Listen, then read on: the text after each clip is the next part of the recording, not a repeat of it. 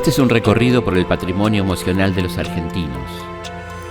Este archivo, que tiene su sede en cada casa, en cada familia, en cada uno de nosotros. Los temas, los hechos, los recuerdos que están en el núcleo, en el corazón de la memoria y en la memoria del corazón. Bienvenidos al Archivo General de la Emoción.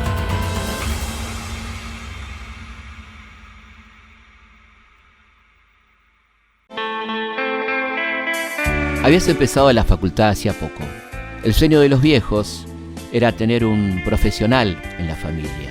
Y en eso estabas. Habías salido a la calle en la época de laica o libre. No estabas muy de acuerdo con Frondizi, pero era preferible un gobierno civil y no un golpe de Estado. Y Frondizi seguía preso como si fuera culpable de algo. Dicen que va a haber elecciones. Los peronistas van a querer participar y no los van a dejar. ¿A vos te parece volver al decreto que prohibía decir Perón o Evita? Ahora entendías por qué, cuando eras chica, escuchabas decir Juan Domingo Peralta, y eso era un chiste del que solo se reían los grandes. Veías una serie de abogados que te gustaba, los defensores, y un poco con tu hermano menor una serie de cowboys, de vaqueros, diría tu hermanito, cuero crudo, pero por el protagonista más joven, Clint Eastwood. Decías que era buen actor. Parece que no te equivocaste. El frágil gobierno del presidente José María Guido, muy controlado por el poder militar, convocó elecciones presidenciales para el domingo 7 de julio. Pero no podía participar el expresidente Frondizi. Por supuesto, el peronismo estaba proscripto. Se eleva el gran escenario de la contienda electoral. Reaparecen las voces, los argumentos, las plataformas políticas sobre estructuras de firmeza distintas. La estética edilicia sufre un descalabro. Es una de las tantas manifestaciones inevitables. Hay voces y argumentos positivos y negativos, libertad y demagogia, verdad y falacia, serenidad y cantos de sirena, llamados de paz e incitación a la violencia. Son concesiones de la libertad plena, recursos de la intensa propaganda que cada fracción política desarrolla para la atracción de prosélitos. Síntesis de ideas. Era una extraña elección. Los dos últimos ganadores de los comicios presidenciales estaban proscriptos. Bien podría pensarse que el próximo ganador pudiera ser también el próximo proscripto.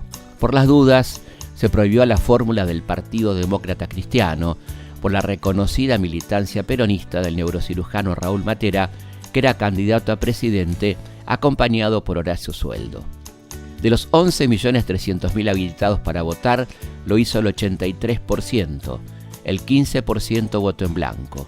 La fórmula de la Unión Cívica Radical del Pueblo, Arturo Illia, Carlos Perete, obtuvo casi 2.400.000 votos. La Unión Cívica Radical Intransigente llevó como candidatos a Oscar Allende y a Celestino Yeltsin. Alcanzaron casi 1.600.000 votos. En tercer lugar quedó UDELPA, Unión del Pueblo Argentino, el partido de Pedro Eugenio Aramburu, que fue candidato a presidente con Arturo Echevere y Horacio Tedi como vicepresidente, en una boleta con UDELPA y en otra con el Partido Demócrata Progresista. Obtuvieron sumadas ambas boletas algo más de 1.300.000 sufragios.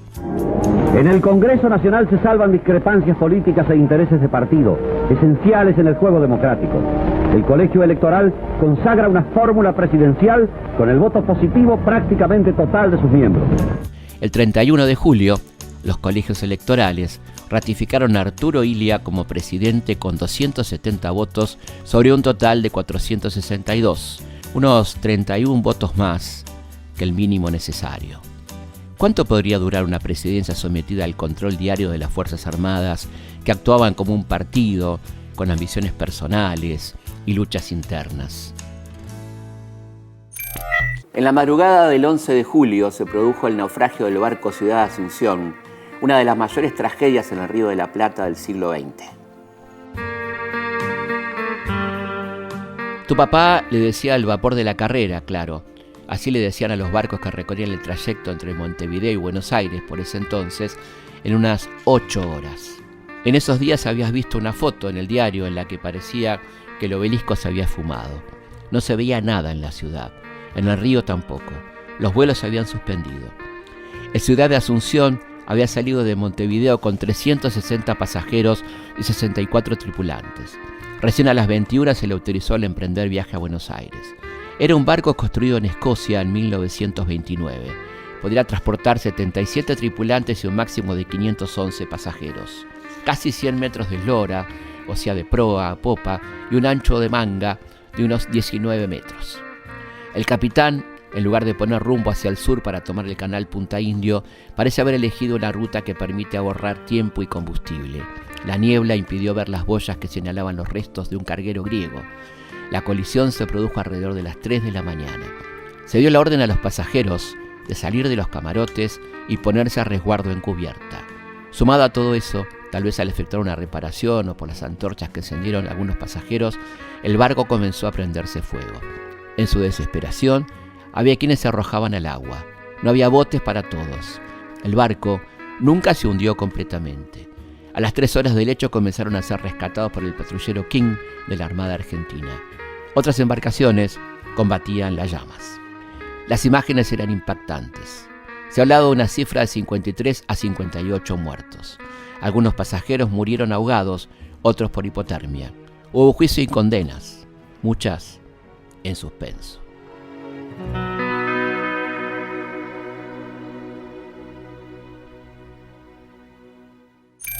Aquel domingo fuiste a la cancha de Independiente con tu papá y viste que había una aglomeración en torno al arco, un grupo de gente, alguien vendiendo diablitos rojos y tu papá te dijo, ese es el Mono Gatica.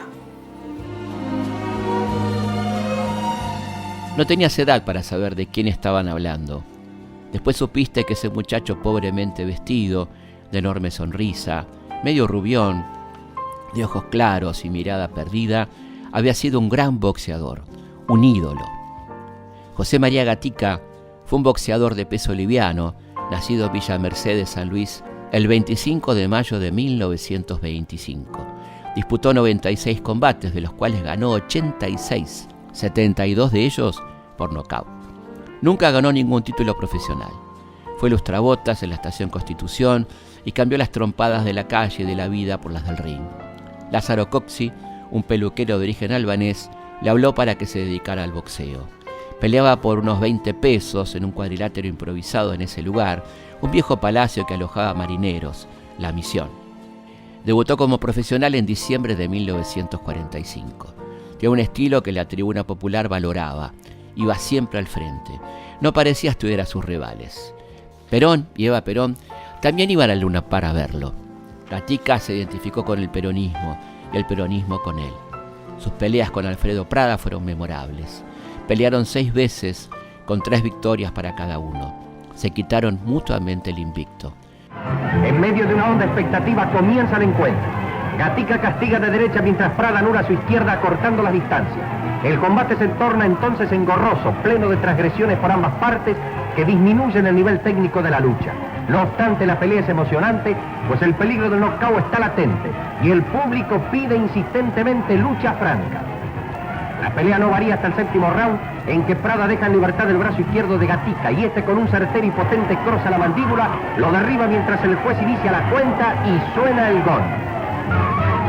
La pelea torna a su antiguo cauce, porque la iniciativa de Gatica no tiene toda la violencia que era dable esperar luego de la caída de su contrincante.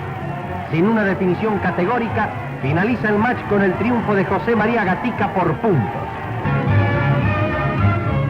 El entusiasmo de sus partidarios es indescriptible y Gatica, cobrada en parte la deuda que tenía pendiente con su adversario, se muestra satisfecho de esta revancha para él inolvidable. Gatica fumaba habanos, usaba autos lujosos y trajes caros, pero seguía siendo ocurrente como una criatura. Alguna vez le dijo a Perón cuando se cruzaron en el Luna Park, 2 potencias se saludan. Luego de la caída del peronismo, las autoridades le quitaron su licencia de boxeador y se le prohibió combatir. Lo hacía en forma clandestina. En 1957, en el estadio de Boca Juniors, Martín Caradagian organizó una pelea de catch entre ambos para ayudarlo. Los últimos 8 años de vida de Gatica fueron un regreso a la pobreza. Leonardo Fabio contó en su película Gatica algunos momentos de su vida. Tal vez haya hecho hincapié más en la leyenda que en la historia. ¡Qué pinta que tenés, mono! Parecés Gardel, che. Mono las pelotas. Oligarcón. señor Gatica. Y soy Gardel. ¿Entendiste, papito? José María Gatica, el Mono, murió el martes 12 de noviembre de 1963 en el antiguo Hospital Rawson a los 38 años.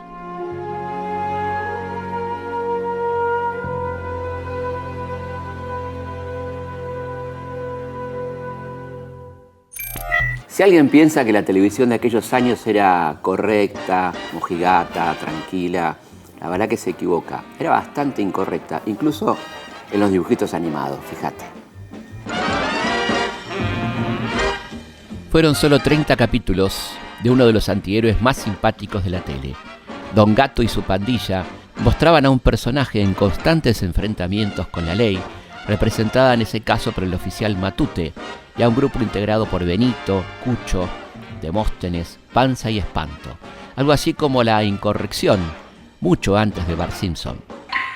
Ya sé lo que haremos. Primero compraré un auto modesto, nada ostentoso, digamos un Rolls Royce. Después compraremos algo de ropa y nos iremos a Las Vegas. ¿Con qué te vas, Pues antes de que te vayas, devuélveme el diamante. ¿Diamante? ¿Diamante? ¿Qué diamante? Estás equivocado, amigo. Por estos rumbos nunca se ha visto un diamante. Aquí somos pobres pero honrados.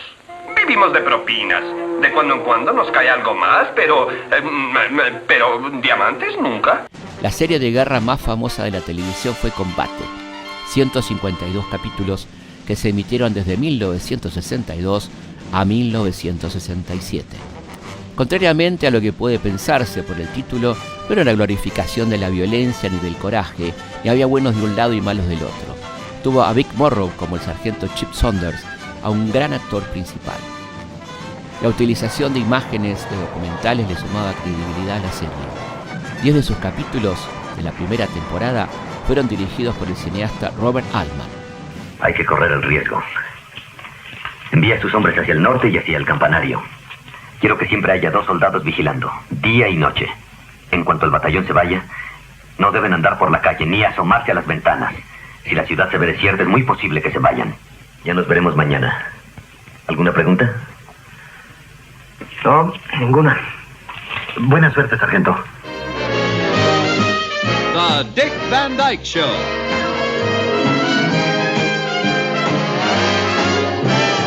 Escuchamos hablar muchas veces del cine dentro del cine. El show de Dick Van Dyke era televisión dentro de la televisión, con un grupo de grandes comediantes y libretos que solían tener fuertes críticas al mundo del espectáculo y al ego de alguna de sus estrellas. Van Dyke era Robert Petrie, libretista de una comedia televisiva.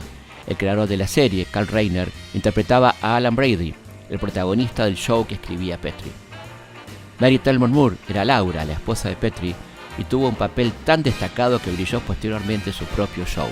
Y habría que sumar a 2 personajes secundarios fundamentales, Sally y Buddy, amigos y compañeros de trabajo del personaje principal.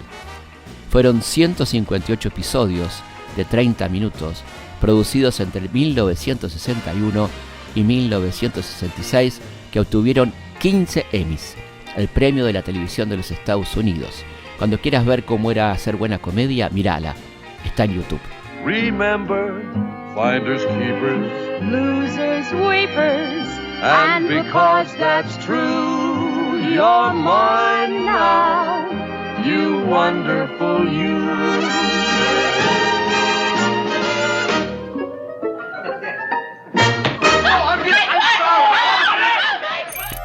Le decían el gorrión de París, la voz de Francia, una vida tremenda, llena de tragedia, con algunas alegrías, una voz inconfundible. Estamos hablando, por supuesto, de Edith Piaf.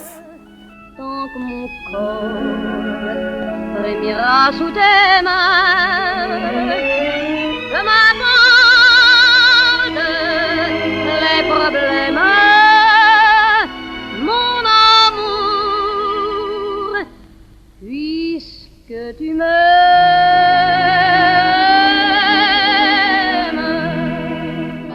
Nació literalmente en la calle, o quizás sea solo parte de la leyenda y haya nacido en el Hospital Tenon, en el número 4 de la Rue de Chine, en París. Vivió una infancia cruzada por el abandono y otras formas de maltrato, hasta que creció y buscó la forma de maltratarse a sí misma con algunas necesidades que se transformaban en adicciones. Allez, venez, milord, vous asseoir à ma table. Il fait si froid dehors, ici c'est confortable. Laissez-vous faire, milord, et prenez bien vos aises, vos peines sur mon cœur et vos pieds sur une chaise. Je vous connais, milord, vous ne m'avez jamais vu. Je ne suis qu'une fille du port, une ombre de la rue. A los 17 años, cantaba en la calle para ayudar a su padre. A los 20 había perdido una hija y la depresión la llevó a la droga y a la prostitución. Tuvo su primera oportunidad y pasó de ser Edith Giovanna Cassion a transformarse primero en la Mom, la niña Piaf, y más tarde en Edith Piaf. Piaf, que en París quiere decir gorrión. Ese dolor, ese orgullo, esa inocencia estaban en su interpretación y en su voz de pájaro. Tu me fais tourner la tête, emmène-moi, c'est toi. Je suis toujours à la fête quand tu me tiens dans tes bras. Je ferai le tour du monde, ça ne tournerait pas plus que ça. La terre n'est pas assez ronde pour m'étourdir autant que toi. Ayudó a sus colegas judíos durante la Segunda Guerra Mundial. Fue generosa con aquellos que recién empezaban a recorrer el camino del espectáculo, como Yves Montand o Charles Aznavour. En 1946 escribió la letra de una de sus canciones inolvidables. En 1948 vio un romance con el boxeador francés Marcel Cerdan, campeón mundial de peso mediano. Él murió en octubre de 1949 en un accidente aéreo. En Francia, una noche de 1950, le dijo a Atahualpa Yupanqui: no puedes irte a la Argentina antes de que París te haya escuchado. El 7 de julio ella abrió su espectáculo. Él lo cerró con su música. Le cambió la vida a Donata y a nosotros. Elle revoit le seul jour de sa vie, je crois, où elle a fait un signe de croix. Partout était miraculeux, l'église chantait rien que pour eux, et même le pauvre était heureux. C'est l'amour qui faisait sa tournée. En 1957 cantó en la Argentina en el Teatro Ópera y en la radio, en Radio El Mundo. Antonio Carrizo la presentó con 4 palabras. Aquí está Edith Piaf. No hacía falta decir más. Aquí escuchó un vals peruano que cantaba Alberto Castillo, Que nadie sepa mi sufrir. Pidió que le pusiera una letra en francés y allí nació La Foule, que ya no fue peruano, ni argentino, ni francés. Fue internacional. Emportés par la foule qui nous traîne, nous entraîne écrasés l'un contre l'autre, nous ne formons qu'un seul corps. Et le flot sans effort nous pousse enchaîner l'un et l'autre, et nous laisse tous deux épanouis, enivrés et heureux. Et traînés par la foule qui s'élance et qui danse, une folle farandole, nos deux mains restent soudées. Et parfois soulevés, nos deux corps enlacés s'envolent et retombent tous deux épanouis, enivrés et heureux. Como lo fueron Milord, Himno al Amor, Padam Padam, Las Hojas Muertas y tantas otras canciones. Por ejemplo, aquella que decía: no, yo no me arrepiento de nada. Edith Piaf murió en Plascassier, Francia, el 10 de octubre de 1963. Non, rien de rien. Non, je ne regrette rien. Car ma vie, car mes joies, aujourd'hui, ça commence avec toi.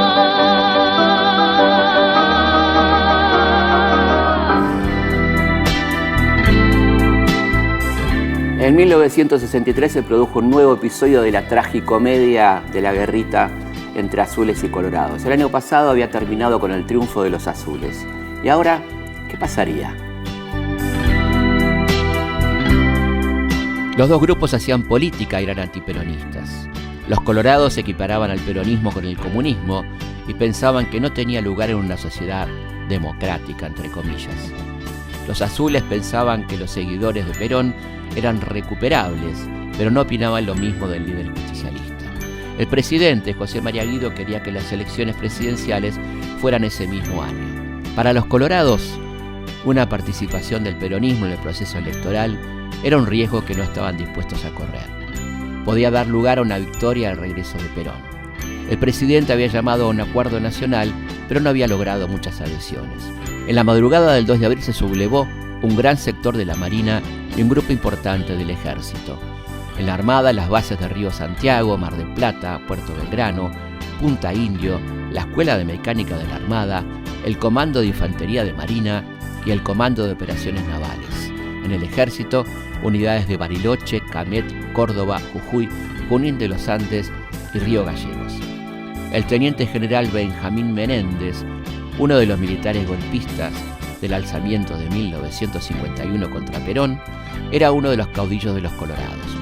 En los sectores rebeldes de la Armada había un fuerte liderazgo del almirante Isaac Rojas, uno de los líderes de la Revolución Libertadora.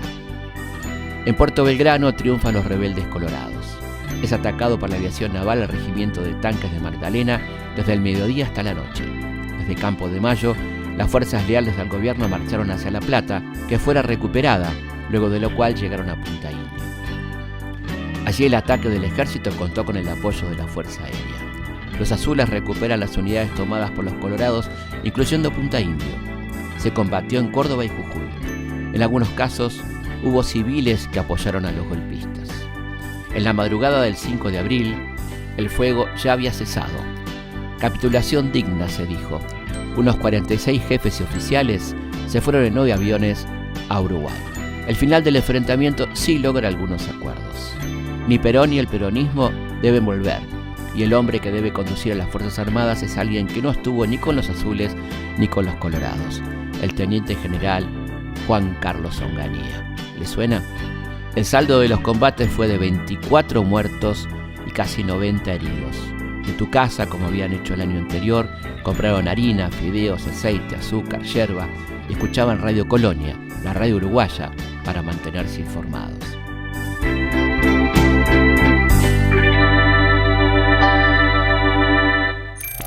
A vos te queda claro que no todo el buen cine pasaba por Hollywood y te debe quedar claro de quién estamos hablando con esta música de fondo.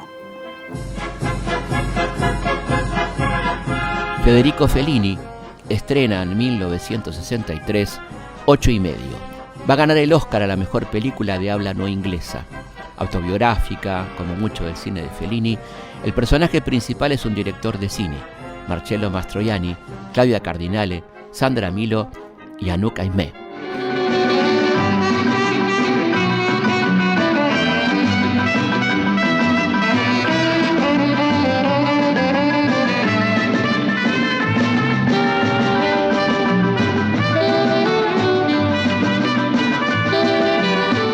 Cuando te enterás que Alfred Hitchcock nunca ganó un Oscar como mejor director, comprendés que tampoco hay justicia en los premios. Los pájaros, con Tippi Hedren, Rod Taylor, Jessica Tandy y Susan Pichett, ideal para saber la diferencia entre suspenso y terror. Acá hay de los dos.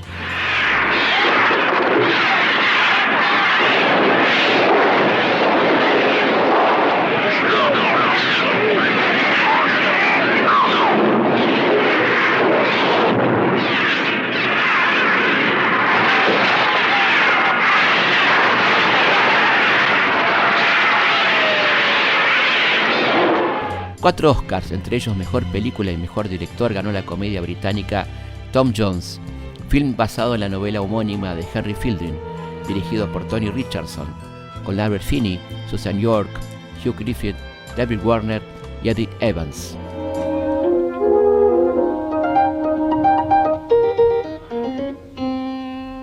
Los héroes, sea cual fuere la idea que tengáis de ellos, son mortales, no divinos.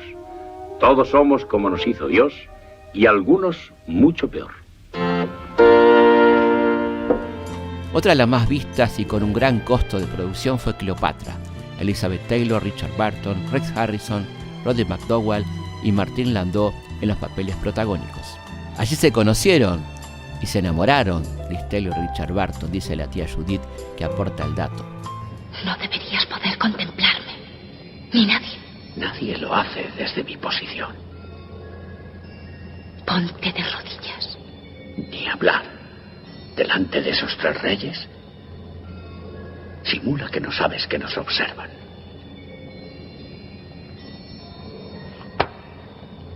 Aliviará tus rodillas huesudas. Tal vez Los lirios del valle no haya sido una gran película, pero hay un dato histórico. Su protagonista, Sidney Poitier, ganó el Oscar al mejor actor principal. Fue el primer afroamericano en ganarlo. Coprotagonizada por Lily Scala, Stanley Adams, la dirigió Ralph Nelson. Bueno, creo que es la hora de nuestra elección. Yo construí una capilla. Yo construí una capilla. Usted construyó una capilla. Usted construyó una capilla. Nosotros construimos una capilla. Nosotros construimos una capilla. Él construyó una capilla. Amén. Amén.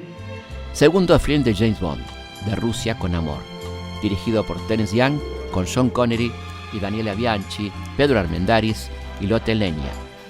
Un gran éxito y una de las mejores de la saga. Un thriller de la Guerra Fría que mostraba que había malos más malos que los norteamericanos y los soviéticos. En este caso, Spectre, una organización terrorista para dominar el mundo. He pensado lo mismo. Además, los rusos no han andado con tretas últimamente.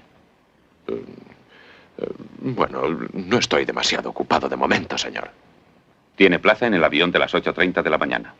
Si hay un atisbo de hacernos con una Lector, hemos de tomarlo en consideración. ¿Y si al conocerme en carne y hueso, sus ilusiones se vienen abajo? Espero que no ocurra así. Nosotros pensábamos que era el dibujo animado, pero no. La Pantera Rosa era un diamante y una gran película cómica. Se estrenó en 1963 con dirección de Black Edwards y David Niven y Peter Sellers, Capuchin, Robert Wagner y Claudia Cardinale como protagonistas. Tuvo 8 secuelas y 2 remakes. Igual nos seguimos riendo con Peter Sellers y con el dibujo animado también, por supuesto. ¿Qué sabemos hasta ahora? 1, que el profesor Fassbender y su hija han sido secuestrados. 2, que indudablemente alguien los ha tenido que secuestrar. 3, que se me está quemando la mano. ¡Uah! ¡Uah!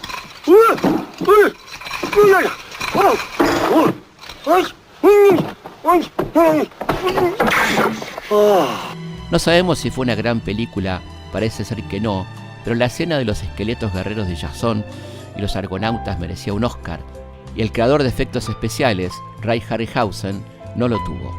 El director del film fue Don Cheadle, los actores principales Todd Armstrong, Nancy Kovac y Honor Blackman.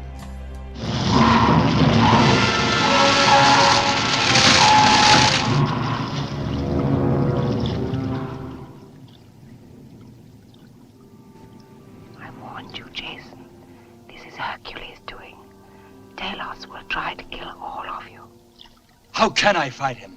Think before you waste the gift of the gods. Against the man of bronze, our weapons are useless.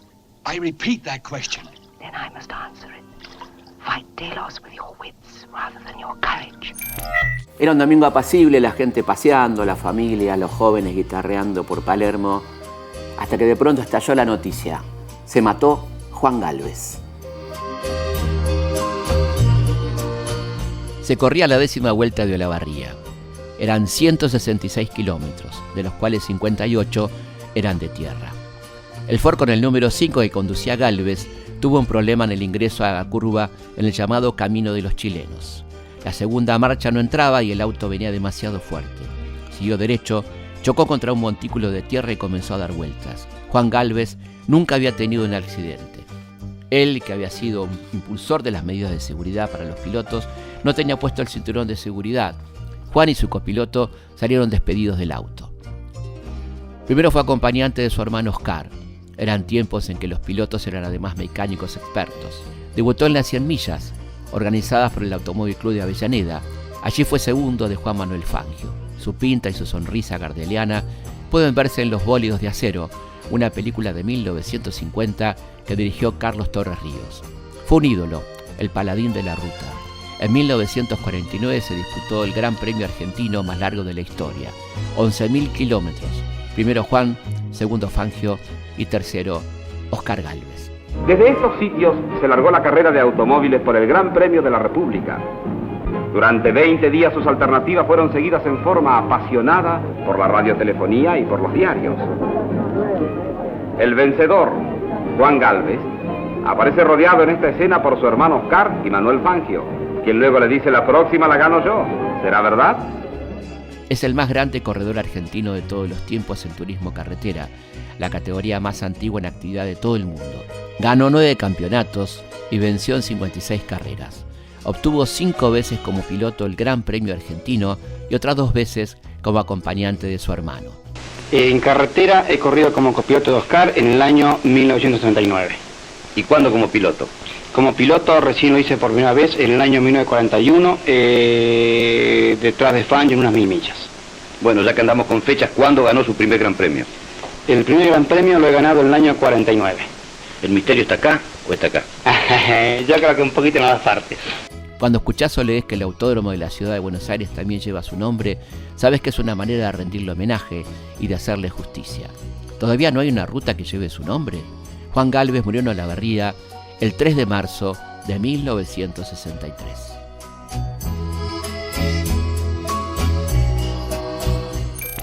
Veíamos publicidades inolvidables en blanco y negro en la tele, en color en el cine, pero hay unas que quedaron grabadas en el Archivo General de la Emoción. La publicidad de las canchas. Podría ser proveeduría deportiva o el gráfico en cualquiera de sus 2 versiones. Vos vas a ver el fútbol desde que aparecieron los muñequitos de Subus, con el chip en el entretiempo. Pero no, Pilotos Aguamar, el que sepa que la cante.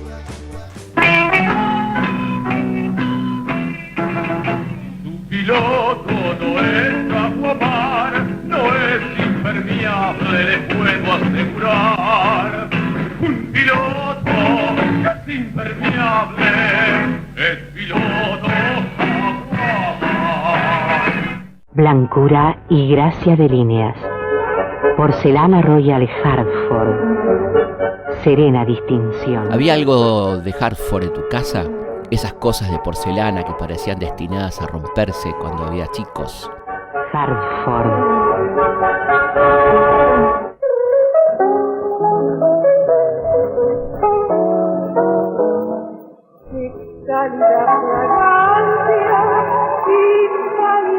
Un aviso de Café La Morenita, con Violeta Rivas como protagonista. Los dos muy populares. Café con sabor a café. Pruébelo usted. Café con sabor a café. Nuevo Café La Morenita. Super crema. Café con sabor a café. Pruébelo usted. Nuevo Café La Morenita. Super crema. Mozo, ya viene el mozo. Y en la bandeja, ¿qué es lo que trae? Traigo una cosa muy deliciosa. Es limón soda Canada Dry. No eran tan comunes las gaseosas de limón. Canada Dry fue una de las primeras que conociste. Canada Dry. Mozo, señorita. Otra limón soda Canada Dry. Cinzano Oro de 1963, con animación y actores. Aún no lo conocés seguramente. Sí, es Ante Garmaz.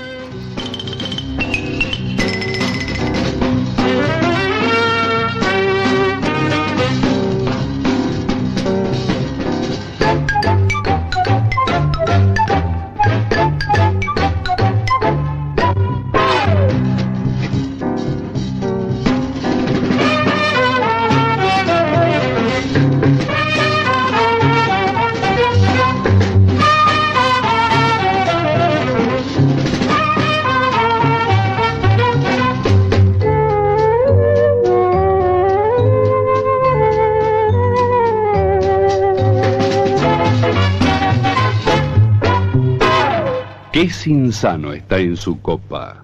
¿Cinzano o Cinzano Oro? Cuando tenga tos, cante alegre hermano. Animación y ópera en este caso.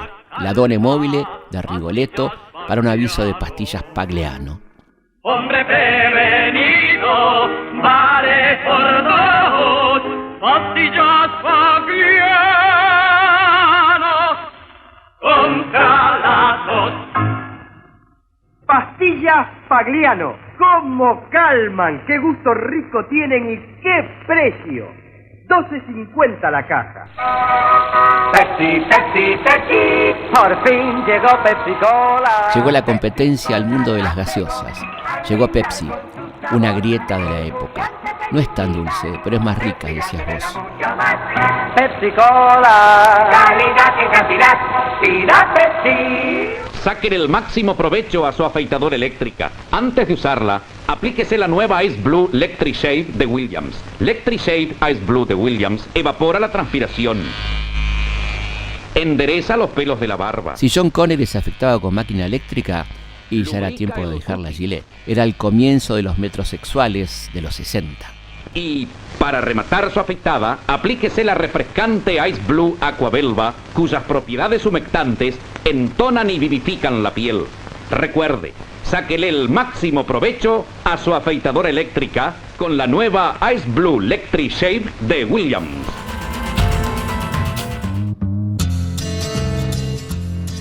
En medio de guerras frías, enfrentamientos de baja intensidad, como se decía, había una buena noticia: la reconciliación de dos enemigos históricos, Alemania y Francia. El 22 de enero, Konrad Adenauer y Charles de Gaulle firmaban el Tratado del Elíseo, un signo de que algo iba a empezar a cambiar en Europa. El 11 de abril, el Papa Juan XXIII publica su última encíclica, Pacem in Terris. La paz entre los pueblos ha de fundarse en la verdad, la justicia, el amor y la libertad, dice el subtítulo.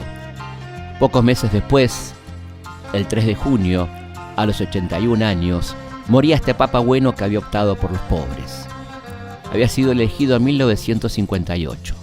Convocó al Concilio Vaticano II, que intentó renovar la Iglesia Católica.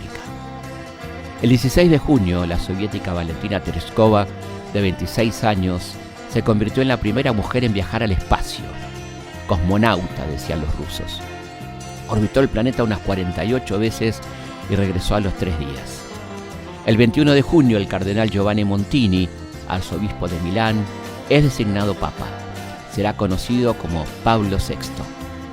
El 28 de agosto, el pastor Martin Luther King, defensor de los derechos civiles de la minoría negra, pronuncia la Marcha por el Trabajo y la Libertad en Washington su famoso discurso en el que reitera I have a dream. Yo tengo un sueño. El 22 de noviembre en Dallas, Texas, es asesinado John Fitzgerald Kennedy, presidente de los Estados Unidos. El crimen fue investigado durante muchos años, pero nunca fue esclarecido del todo. El 24 de noviembre, 2 días después, Jack Ruby mata en Dallas, Texas, al presunto asesino de Kennedy, Lee Harvey Oswald. En 1963 se estrenaron 30 películas argentinas. Y para vos fue un año inolvidable porque fuiste por primera vez con tus hermanas al cine.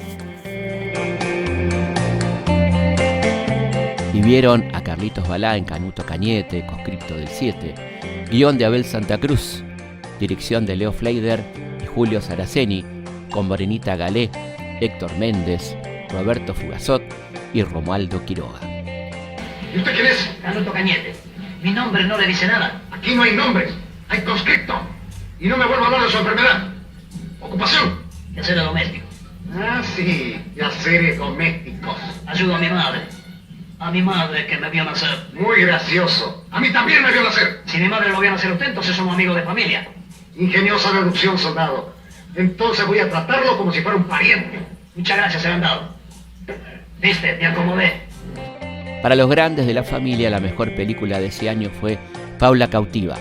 El director fue Fernando Ayala, que escribió el guión junto a Beatriz Guido. La protagonizaron Susana Freire, Duilio Marcio, Fernanda Mistral, Lautaro Murúa y Leonardo Fabio. Hoy solo el orgullo, Vidalita, corre por los campos. Hoy solo el orgullo, Vidalita, corre por los campos. Me gusta. Es la voz de la patria. Algo más para los chicos, las aventuras del Capitán Piluso en el Castillo del Terror, con su inseparable amigo Coquito, interpretado por Humberto Ortiz, Juan Carlos Barbieri, María Esther Podestá y Lalo Artich. Dirigió Francis Lauric, sobre guión de Humberto Ortiz. El abuelo Ricardo dice que también está Caradagian y el indio Comanche, y tiene razón. Los Curtis. Los Curtis. Sí. Y solo le pido a Dios una cosa. Que algún valeroso aparezca para salvar a mi querido Pago Ancho de su desgracia. Buen hombre, Dios escuchó su ruego. Pago Ancho será salvado. Se lo promete el Capitán Piluso.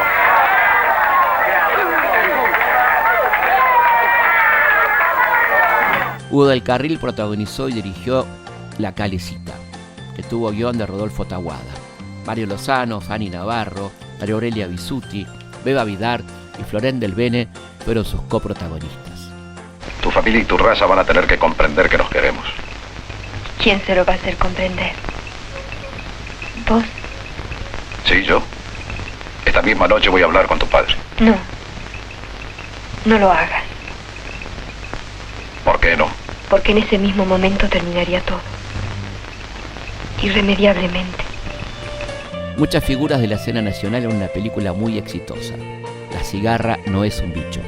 Luis Sandrini, José Cibrián, Mirta Legrand, Enrique Serrano, Ángel Magaña, Narciso Ibáñez Menta, con dirección de Daniel Tiner, guión del propio Tiner, Eduardo Borrás y Juan Carlos Colombres, el popular Landrú.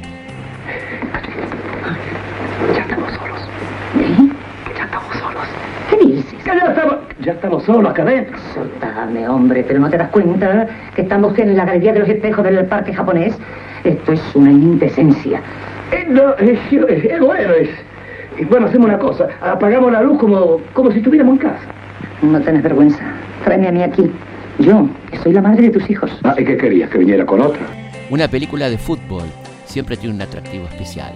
Una pelota de cuero, por ejemplo, donde aparecen Antonio Ubaldo Ratín, Antonio Roma, Silvio Marzolini, Ernesto Grillo. Canta Edmundo Rivero, dirigida y protagonizada por Armando Bo, Víctor Bo, Neri Beltrán, Borocotó y Semillita. Escrito por Bo y Borocotó. La estrella del fútbol rutil en el Plata nació de un purrete de un pie sin botín, de un pibe lauchita, de un barrio de lata. Por eso el suburbio sotiendo en un tin. El mundo te aclama campeón de campeones. Mi blanca y celeste casaca inmortal, honra esos cracks que te dieron honores. Silencio, muchachos.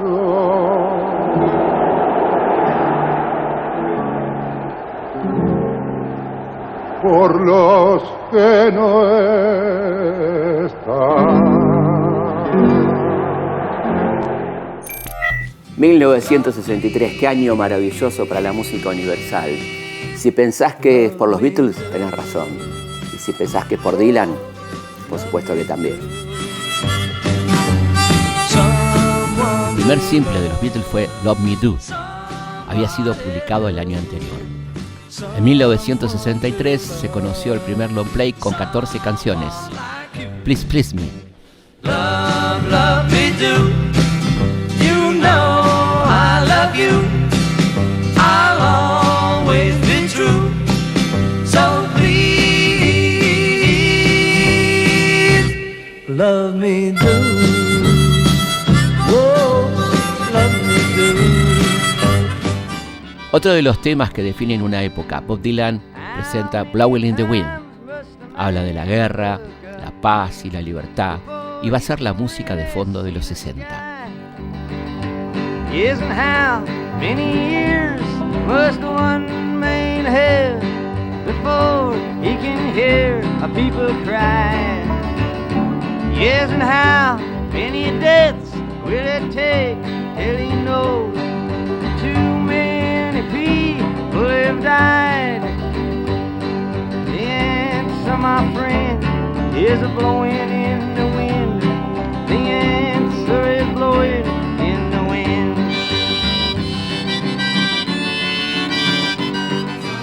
Otro de los grupos más famosos de los 60 son los Beach Boys, con su primer álbum, todavía con una impronta de mar, playa y surf. Después vendría una búsqueda musical distinta. We'll all be planning out a route we're gonna take real soon. We're waxing down our surfboard. We can't wait for June. We'll all be gone for the summer. We're on safari to stay. Tell the teacher we're surfing USA. Antes de que la escucharas en la película Cambio de Hábito, I Will Follow You fue un gran suceso de 1963 por Ricky Nelson. Antes la había grabado Peggy March. Es una canción francesa con música de Frank Purcell y Paul Muriat. También está grabada en italiano y castellano. I must follow you. Ever since you touched my hand, I know that near you I always must be, and nothing can keep you from me. You are my destiny.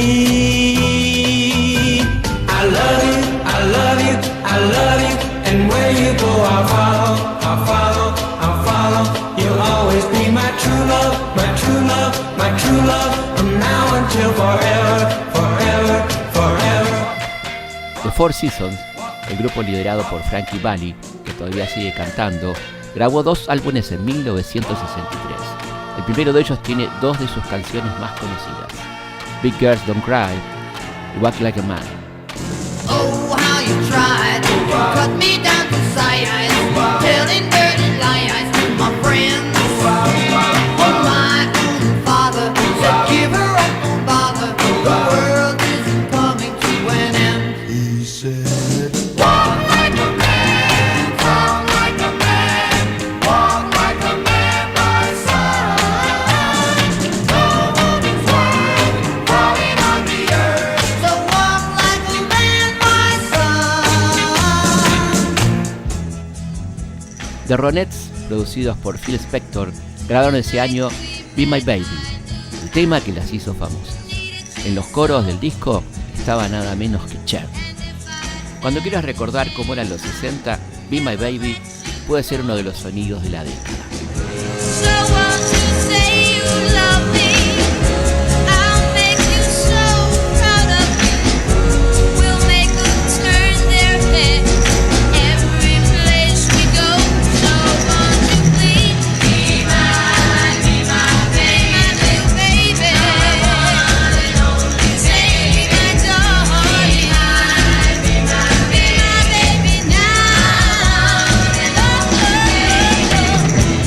Supremes, con la inconfundible voz de Diana Ross, publicó en 1963 su primer long play, Beat the Supremes.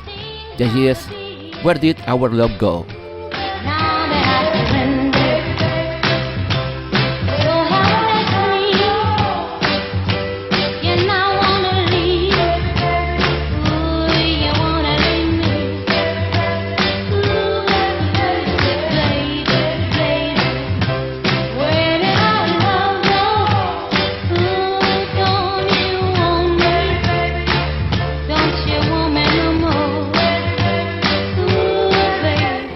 Blue Velvet se había hecho conocida la voz de Tony Bennett en 1951 y en 1963 fue uno de los mejores temas del año por Bobby Vinton. She wore blue velvet, bluer than velvet were her eyes, warmer than May her tender sighs. Love was ours,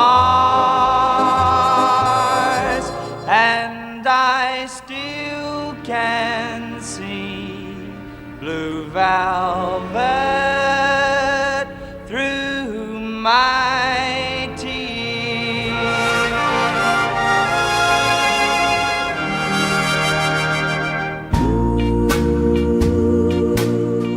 Bueno, por lo menos se habían ido los militares y volvía a haber un gobierno democrático. Cierto, tus viejos no habían podido elegir, eran peronistas. Tus tíos sí, eran radicales, muy radicales. A tu edad no se entendía muy bien por qué las Fuerzas Armadas usaban tiempo, preparación, uniformes y armas para hacer política interna. Eso seguramente lo podían responder los más grandes. Para vos llegar del colegio y poder ver los Tres Chiflados era lo mejor, casi como poder verlo a Biondi. Los adolescentes veían el Club del Clan y sabían todas las canciones de memoria y, por supuesto, los pasitos.